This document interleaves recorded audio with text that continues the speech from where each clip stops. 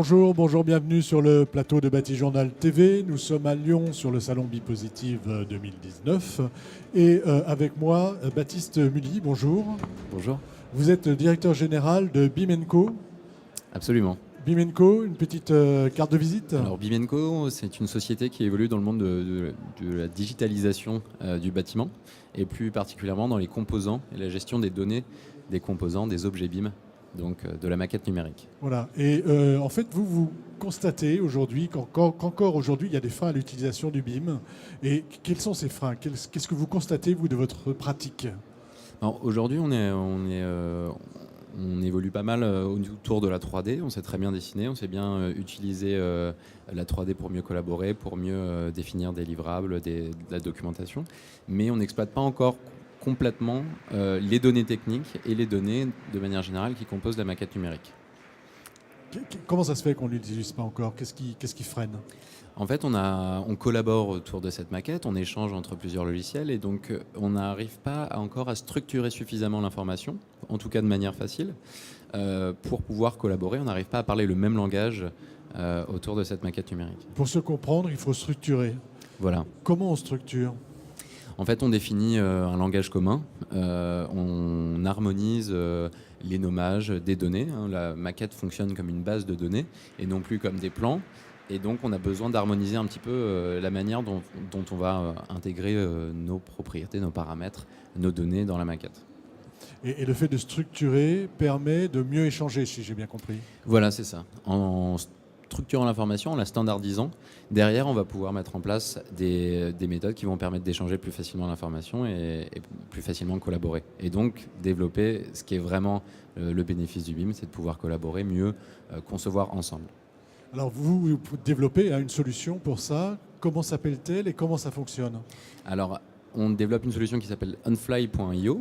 Donc, c'est une solution SaaS pour les architectes, les bureaux d'études, les entreprises de construction et les exploitants, qui va permettre en fait de constituer une bibliothèque, donc des composants. On peut retrouver des centrales d'air, des dalles, en s'assurant qu'on partage un langage commun et en s'assurant que ces données sont bien structurées. Et donc on va utiliser cette bibliothèque un peu comme des Lego pour pouvoir derrière facilement concevoir, créer une maquette qui est bien structurée automatiquement et qui va permettre du coup de mieux exploiter les données. Vous prenez l'exemple du Lego, c'est une brique après l'autre, c'est ça? Voilà, pour simplifier un petit peu l'image, c'est ça. Ça peut être, on trace un réseau, on va intégrer une centrale d'air et à ce moment-là, on va donc prendre cette centrale d'air de la bibliothèque, on va la mettre dans notre maquette numérique et là, on va être sûr d'avoir l'ensemble des informations nécessaires à son calcul, à son métier et que ces informations soient structurées, donc interprétables par le logiciel. Comment ça fonctionne? C'est une plateforme? C'est ça, c'est une plateforme qu'on peut trouver à une URL spécifique, une plateforme privée pour les entreprises. Donc voilà, une URL spécifique là-dessus. Sinon, on peut trouver des informations sur le site de BIM & Co ou onfly.io. Mais c'est une plateforme cloud. C'est une plateforme, un cloud, excusez-moi. Et les industriels peuvent y venir déposer leurs informations, leurs objets BIM. Alors là, c'est vraiment, on parle d'une plateforme privée pour les entreprises, donc les bureaux d'études qui vont vraiment constituer leur propre bibliothèque et qui vont gérer leurs propres données.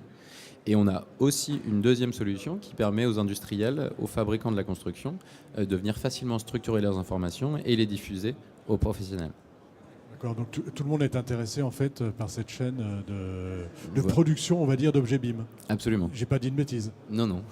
Bon, bah écoutez, merci d'être venu sur le plateau. Où est-ce qu'on retrouve donc? Vous avez l'adresse est assez facilement. Donc on peut retrouver des informations sur bimandco.com et donc là on trouve toutes les informations sur nos trois offres, la plateforme publique bimandco.com, les outils de gestion de données pour les fabricants et les outils comme onfly.io pour les entreprises de la construction, bureaux d'études, architectes ou exploitants.